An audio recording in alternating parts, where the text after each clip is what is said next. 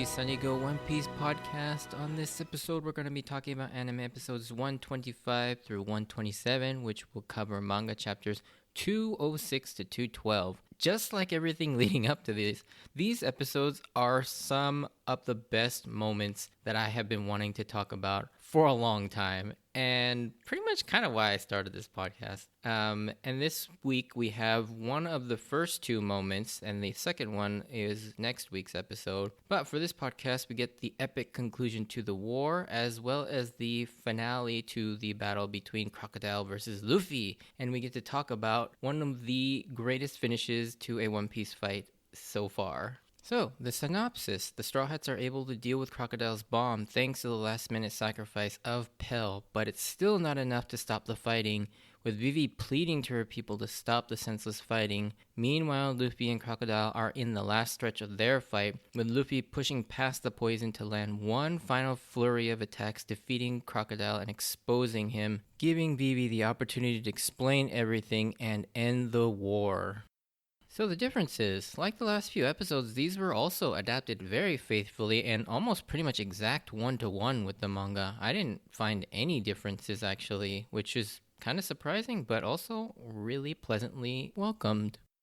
Alright, so let's just jump right into the episodes. With the underground chamber crumbling around them, Luffy and Crocodile continue to battle even while being poisoned. Crocodile can't seem to understand why Luffy is fighting so hard for someone else when he doesn't have anything to benefit from it, and in classic Luffy fashion, shows us why he is such an awesome character when he yells emphatically that he's doing it because Vivi is his nakama and doesn't want her to die. And the way Luffy, and Mayumi Tanaka scream this line is incredible. There's just so much force and emotion behind it, and you forget that this is a 50-year-old tiny woman behind the character, and Luffy's love for his crew and his nakama is unrivaled, and it's this love and passion he has for protecting the people around him is what makes Luffy a hero, even though he won't expressly think what he's doing is heroic. I don't know how you can watch Luffy's empathy and compassion for people and not be a little inspired to be a better person. The next scene is one of the many unique things about One Piece and why it's so special, I feel like, in comparison to other series. It's these insanely funny and unique ways of events playing out. You probably know what I'm talking about. It's the way they all get to the top of the clock tower by utilizing each other's unique skills and strengths in tandem to reach the tower. Nami doing all the calculations and creating the plan itself,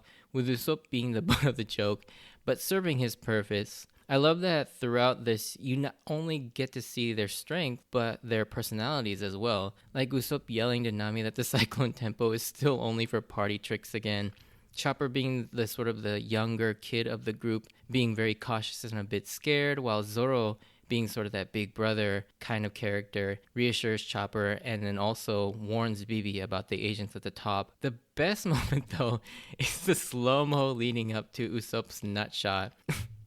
Seeing the climb attack, that little tip just go right before Usopp's crotch, and then it just starts flashing with Usopp just freaking out. It's so funny. And leading to this moment in this awesome sequence where they all work together, passing Vivi up to each other and helping her to the top of the clock tower, is one of the many awesome scenes in the arc, but to me, it always stood out as such a fun moment. Vivi makes her way, and at the last second, dispatch of Mr. Seven and Miss Father's Day, and stop the fuse. But yet again, Crocodile has another devastating backup trick up his sleeve. The bomb is still on a timer and will blow up regardless. And once again, you really feel Vivi's frustration and anger here, and Misa Watanabe, as usual, is amazing with her voice acting.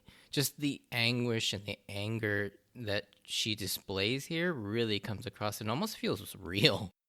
But during these next few moments, spattered throughout are small flashbacks to Vivi's childhood, and in particular her memories with Pell, setting up for his return and his sacrifice. I was kind of bothered by this because these scenes were clearly written to make Pell's sacrifice more meaningful and emotional, but I feel if they had set this up earlier, it would have been better so that we could have more time with Pell. However, that's not to say this moment wasn't still really effective and shocking, because this is the first time we see a character sacrifice and die on screen in the present.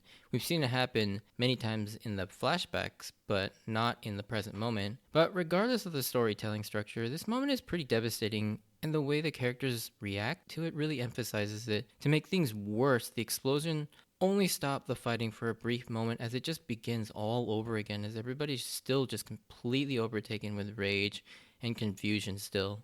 And this next scene always breaks my heart and actually manages to make me slightly tear up every time. And as the fighting begins again, you faintly begin to hear Vivi yelling, and she's desperately yelling over and over and over, please stop fighting, pleading to everybody to stop killing each other, as there's nothing left she can do. And even now, she still won't give up. She still won't give up, even though all she can do now is just scream into the void. I can't tell you how much you felt for Vivi here. I know most people who watch this or read this really feel this moment too. I mean, she's been so incredibly strong, fighting and fighting to stop her country's destruction, and all of it just frustratingly out of reach each time. And no matter what she does, yet she still won't give up hope. And I don't know what to say, but that strength that Vivi has is just, she is one of the most emotionally strongest characters in the series, given the number of setbacks she experiences and that will to keep going. Seeing the crew doesn't know what to do, except Nami. Seeing this breaks her heart as well, and she takes charge and orders everyone to just get out there and save even one more person. It doesn't matter, just do something. And so everybody goes out and at least tries to subdue one more person so that it prevents them from dying. It's a really powerful and emotional scene, at least for me it is. I may be just overblowing it because, yeah, I'm a big fanboy of this moment and this arc. Going back to Luffy, though, we see that he's finally succumbed to Crocodile's poison. However, not to be outdone by Vivi's will and spirit to not give up, Luffy manages to get back on his feet and declares that he's going to be the man who's going to become the Pirate King. And once an opponent hears that, you know the villain is effed. And you can even see it in his eyes as they make a point to do many close-ups on Luffy's his eyes, and just his eyes alone. Even sometimes go so far as to like black it out. You know, that classic anime trope where if the eyes disappear, you know they're serious. Then he proceeds to break Croc's poison hook and lands a flurry of attacks, just throwing Crocodile around like a rag doll. Alrighty, folks, this is it, the moment. This has been one of the moments I have been waiting to talk about ever since I started this podcast, because it is seriously one of the most epic conclusions to a fight ever. And unlike the first punch on Crocodile, which if you remember, I found so disappointing in the anime, they more than make up for it in his finishing blow to Crocodile, because they completely knock it out of the park in the anime. Crocodile goes in for the kill, but gets kicked up to the ceiling and unleashes a massive attack called Sabrus Pesado, which is an explosive sandstorm that for some reason also causes electrical storms, which Luffy just straight up tanks like a badass. And Luffy seems unfazed and begins to pump himself up with air like a Gomu Gomu no balloon. But instead of using it for defense, he ends up twisting his inflated body. And when I first saw this, I was like, what is he gonna do? He then blows the air out at the ground, launching himself up at an insane speed in a corkscrew motion towards Crocodile. And seeing that must be pretty terrifying as Crocodile. And it's at this moment that Antonin Dvorak's New World Symphony, the Allegro con de Fuoco, I think that's how you pronounce it, starts playing. And even though One Piece's normal score is also heavily orchestrated, you could tell something is different about this music, even if you weren't familiar with this piece, which was the case for me when I first saw this. Instantly, this moment is elevated to an even more epic and grand scale, that it's like transcends just anime, I feel like, and makes it almost a cinematic feel. Now, I'm not going to even pretend to be a music scholar and try to dive deeper as to why this piece was chosen or if there was any deeper meaning behind it. However, from a purely sound standpoint, it's freaking perfect. Like the way it builds up slowly, going back and forth between those two notes, almost like Jaws, only getting faster and faster as Luffy lunges upwards towards Crocodile. And as soon as he connects with Crocodile, the music just jumps into the main part where the brass comes in and it zooms out to show Crocodile being absolutely pummeled into the ceiling relentlessly by Luffy. And you can just hear it in his voice that he is giving it every last ounce of strength and will when he lets out that second scream as he just continues to punch until the ground above starts to swell and explode with Crocodile being launched up like a mile into the sky for everyone, including the crew, indicating to them that Luffy has finally won. With Luffy triumphantly now bathed in the light from above, symbolically, this moment is also really awesome because Luffy, who was the smaller and more the supposedly inferior pirate, coming from below and defeating Crocodile, who is the one floating above him, as he has the top status as a Shichibukai. And then also just the fact that Crocodile in size just towers over Luffy as well. In addition to that, we get the symbolism that Crocodile, who has been working in the shadows in an underground criminal organization to undermine the government of Alabasta and kill and torture the people, has finally been thrust into the light for everyone to see, metaphorically and literally. He's just up there now, and it's just so amazing. And it's at this moment we get this calm portion in the score where the woodwinds come in, as we get to see Vivi's reaction and reflect on this, and we get to see her remember her hardships and Luffy's original simple solution of, I see that all we have to do is beat up Crocodile. And I always love that moment where it's like, "Soka, ja, crocodile yo, buttobashitara ii daro." And yeah, I love how he just says that so casually, even though everything leading up to it and the sort of the action of doing that is anything but casual or simple. And Vivi realizing that Luffy did what he said he would do. I mean, this is such a beautiful moment. I always tear up here seeing Luffy having kept his word to Vivi that he would help after all that has happened. And this moment is insanely cathartic. Just seeing the relief in Vivi's face. And poetically, Crocodile and Luffy land at the exact same time, one in defeat while the other in victory. The music then picks back up with the underground chamber crumbling around Luffy, with Cobra crawling up to him and thanking him, with the sun shining down on Luffy and his big grin replying, "No problem." It's such an amazing ending to an episode, and will go down as one of the greatest moments in the entire series. I can't tell you how freaking amazing this moment is to watch, no matter how many times I see it. And trust me, I've seen this moment a lot. I've rewatched it so many times because I love it so much. There's just so much build up to this and how much emotion is behind it. The culmination of One Piece's first real large-scale saga, and it was done so amazingly. And like I said, it more than makes up for that lackluster first punch. And I'm really glad that Toei at least got this episode and this moment right. And yeah, I think this is one of those moments where the anime actually does do it better than the manga. Like, the manga is amazing, and it has like all these huge 2-page panels, and especially that moment where Luffy is doing Gomu Gomu no Storm at Crocodile. But the music, the choice to use the Dvorak theme is just amazing. Like that, I don't know. I wish I could figure out like if there was like an interview or something why they chose that piece, but it's so perfect and it lines up so well. It just amazes me. But yeah, that's the conclusion to basically Luffy versus Crocodile, as well as the Straw Hats versus the Baroque Works. This episode sort of leaves off on a cliffhanger, not knowing what's going to happen with Luffy with all of that stuff like barreling down on him, all the debris and the rocks. But in the next episode, we finally get to see the end of the war, with Chaka telling the royal army to put down their weapons, and Igaram finally makes his appearance,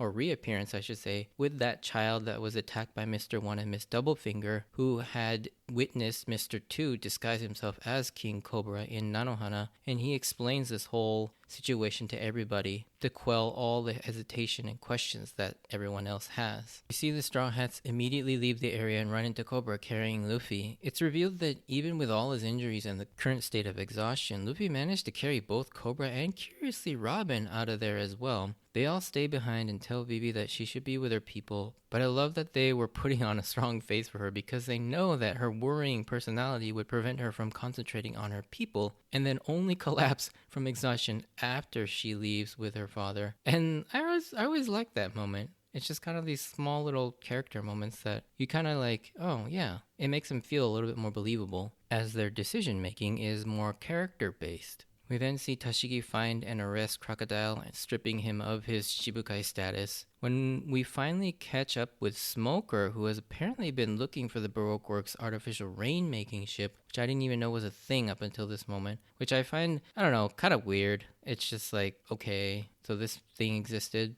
and it's only brought up now after the whole arc is pretty much finished, and it's never really made clear. And honestly, to this day, this whole exchange never really made much sense to me. Like, first off, Smoker makes it clear to Hina here that he didn't use the ship to cause the rain, and I believe him. Like, why would he? However, I was under the impression that it was always Crocodile's Snusna or sand powers that was stopping the rain, because the rain started almost immediately after he was knocked out. But then, was it the ship that was preventing the rain by making it rain somewhere else using the dance powder?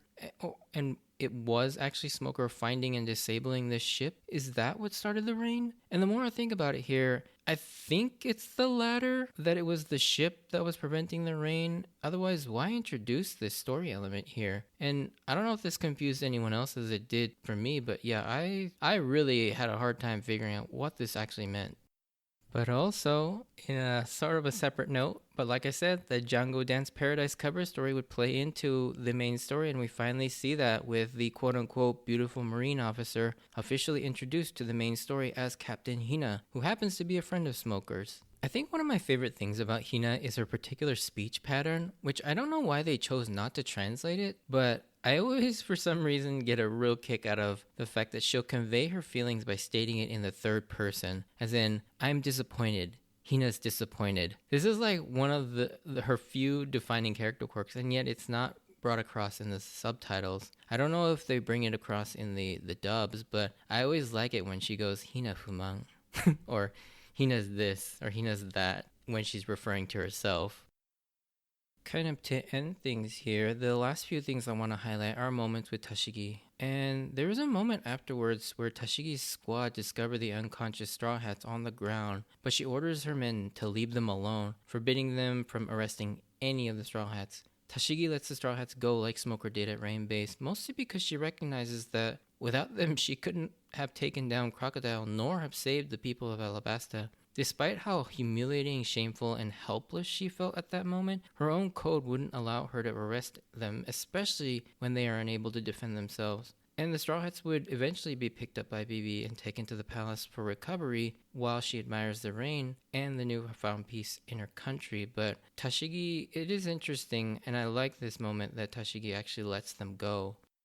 Upon her return to the ship, she reports back to Smoker and Hina about what had happened and how what she did wasn't according to her own sense of justice, but she did it out of necessity and not choice. And obviously, from her perspective, where the law of the government and the Marines is absolute, she finds her actions shameful. But from my perspective, and as we will soon see from Smoker's perspective as well, what she did wasn't wrong. In fact, like I've been saying all this time, it's this very reason why I like Tashigi so much, is because her own internal morals are more just than that of the government and the Marines as an organization. She unequivocally did the right thing here, prioritizing the value of people's lives over trying to capture pirates, and yet she feels shame and frustration as she's revealed to be holding back a great deal of emotion with tears as she passes Smoker boarding the ship. Smoker, in his gruff yet kind way, tells her to take that frustration and use it as fuel to get stronger, so the next time she can carry out her own sense of justice, which is an awesome moment for both of these characters. I don't know, I always feel bad for characters like Tashigi and Kobe. You know, they're good people who want to do the right thing and feel like the Marines are the good guys. You know, they're supposed to be the ones upholding peace and justice and protecting the people, but often, like in real life, governments have their own agendas, and saving people and helping people isn't up there. It's all about politics and optics and greed that seem to corrupt all of that. And you feel bad for people who, like Tashigi and Kobe, who just want to do the right thing but are prevented from doing the right thing because of corrupt laws and corrupt rules and policies and whatnot. And I mean, even to this day, I always still find it really weird that I root so hard for both the pirates and the Marines. You know, not the Marines as an organization, but individual Marines, especially like Kobe and Tashigi and Smoker, as well as some future ones that we have yet to meet. But as we see in the final scene of this episode, Smoker receives a Dendemushi call from the Marine HQ telling them that the credit of defeating Crocodile will go to them and that he and Tashigi will be awarded with promotions. Obviously, hearing this pisses Smoker off because he knows exactly what's happening, and Hina spells it out for us that the Marine and the government are covering up their failures and their mistakes, and the fact that they had to be saved by a bunch of no-name pirates. And up till now, we've seen individual corrupt Marines, but for the first time, we see that on a larger scale, even all the way up to the top of the Marines, and by extension, the world government, is corrupt. And they only care about the politics and the optics of the situation and their reputation, which goes to further highlight how they've managed to twist Tashiki's worldview, but amazingly, not her own internal sense of justice of doing the right thing, which I find is incredible. Smoker hearing this, though, being a much more seasoned soldier, we get the implication he knows all too well about this kind of crap and has to deal with it before, and has even gone up against the brass, so he flat out rejects the commendation and promotion and tells the Marine HQ that these old geezers, presumably the leaders of the world government, to go to hell. At least that's how the subs are translated. But I personally love how it's literally translated from Japanese. So he actually says kusokurae, which is eat shit. And how it's translated is perfectly fine. In fact, go to hell or even like screw them works. But I love the idea of Smoker telling these world leaders to eat shit. It just seems way more badass and perfect. But yeah, that's an awesome way to end an episode and a podcast, so I won't really try and top Smoker. But yeah, that was a lot of fun talking about that final battle with Luffy and Crocodile, as well as all the emotional moments with BB leading up to the conclusion of the war, and just sort of seeing the culmination of this huge large-scale arc that started all the way back in like episode like 63, and we're already on like 120 something, or no, yeah, we're closing in on 127. I think this is a long arc that's basically taken up half of One Piece up to this point. And it's been an amazing ride. But like I mentioned in the opening, there is still one more awesome moment in the next set of episodes, and I can't wait to talk about this one because it's my second favorite moment in the entire series, bar none. And so yeah, I can't wait to talk about it. But yeah, if you enjoyed this, send me a like or comment. And if you want to join me on this journey of rewatching One Piece, please consider subscribing. You can check out my Instagram and Twitter at SunnyGo Podcast for updates, as well as random pictures of manga.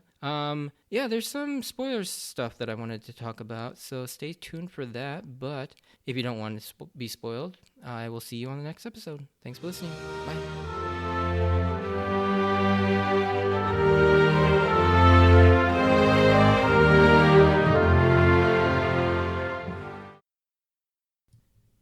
Alrighty, so spoiler section. I think the big thing that I wanted to talk about was Pell's quote-unquote death. So we know that he survives this somehow, and we don't know how he does. Honestly, it's never really explained. And even in the next, I think it's in 2 episodes, you see that Pell is okay for the most part. He's on like crutches, but you'd think an explosion that big he would have way more injuries, but yeah, he's fine for whatever reason. And I don't know, I've always felt like this sort of fake out was really cheap, and I never really liked it. Just the fact that the fact that Pell's alive really cheapens his sacrifice, and it kind of cheapens that moment, almost like Oda just used Pell's death to create this like strong emotional impact, but then still kept the character alive, and it just feels really cheap. And it's funny too, because we obviously know, for those of you that have seen all the way up till the Wano arc, that this isn't the first time he does this. In fact, it's kind of become a meme just how he doesn't like killing off characters, and they will survive anything as long as you don't like see them confirmed to be dead. And even the ones you kind of like are 90% sure they're dead still manage to just pop up again later. Like Bone Clay is an example, or Bentham, whatever you want to call him. And even in the most recent Wano arc, you have Orochi, him just like coming back after having his head chopped off, and then obviously with Kanjuro like multiple times. And then yeah, you'll see a bunch of characters throughout the entire series. Sabo is another one. Just like, okay. They're all not bad. I love Sabo. Like, I actually really like seeing Sabo back. But, there's just some characters that I feel like you should have died. And it makes sense in the sense of the story for you to be dead. But, it's not a huge issue, but I do find this Pell one, like the very first one he does this with, to be real kind of egregious. Really, I never liked this, that he just brings him back, and I don't even know why. It's not like Pell does anything. He must. He must have some plan for Pell in the future. Otherwise, why bring him back? And then the next thing I wanted to talk about is I like that we sort of get the first mention of the Gorose here. And I mean, Smoker calls them the old geezers, but clearly he's referring to the Gorose. And it's interesting that they get their first mention here. And I didn't catch this actually the first time. And it was only upon this rewatch that I noticed that he talks about these old geezers. And yeah, he's talking about the Gorose here. There's not really much I wanted to say on that. I just thought that was an interesting catch this time around. And then the last thing I wanted to mention is sort of obviously we're going to talk about this more when we get to this point, but it's hard to not draw parallels between Dressrosa and Alabasta. They are very similar arcs in terms of structure, character beats, and whatnot. But I think for this particular conversation, I wanted to focus in on the parallels between Tashigi and Fujitora. So Fujitora, obviously Admiral Fujitora, plays almost a very similar role to Tashigi in the fact that he is a good Marine, like he's a good person and wants to do the right thing, but he's bound by the Marines, especially because he's an admiral, and we find out that they are a little bit more bound to doing what the government says, especially them being the sort of the lapdogs of the Tenryubito, or the celestial dragons. And it's interesting to see Fujitora a little bit more hamstrung than Tashigi was during Dressrosa, and I like that parallel between the two of them. They sort of fulfill the same role in the fact that they realize what's happening and they want to do the right thing. And Fujitora, to his credit, he does actually go against the government and the Marines, and actually does end up helping the pirates in sort of stopping Doflamingo, just like Tashigi does. But it's interesting to see that particular parallel with not just with Tashigi, but an actual full-on admiral this time getting in on it. And it's just, I always found that really interesting to see the parallels between both Alabasta and Dressrosa. We'll obviously talk a little bit more about Dressrosa when we get there, and just, the sheer amount of parallels with the princesses, and you have like a spy within it. The king gets overthrown by a Shibukai, and they're part of a numbered system, like underground organization. And there are just a lot of things. Whereas Crocodile was unsuccessful in taking over Alabasta, Doflamingo actually was successful, and he had already been ruling and had overthrown King Riku and whatnot. So there are a lot of interesting parallels. And in fact, it almost seems like Oda wanted to redo Alabasta, but better, and top himself. It's hard to say if he just ran out of ideas and he was being derivative of himself, or he just wanted to see if he could do Alabasta better again, because Alabasta, I feel like, is one of his best arcs and his best sagas. And so seeing him do Dressrosa, I think it succeeds in being better than Alabasta in certain aspects, and then I think it fails in others. But yeah, we'll obviously talk more about Dressrosa when we get there, like 500 episodes later. But yeah, thanks for listening, and I'll see you on the next episode. Bye.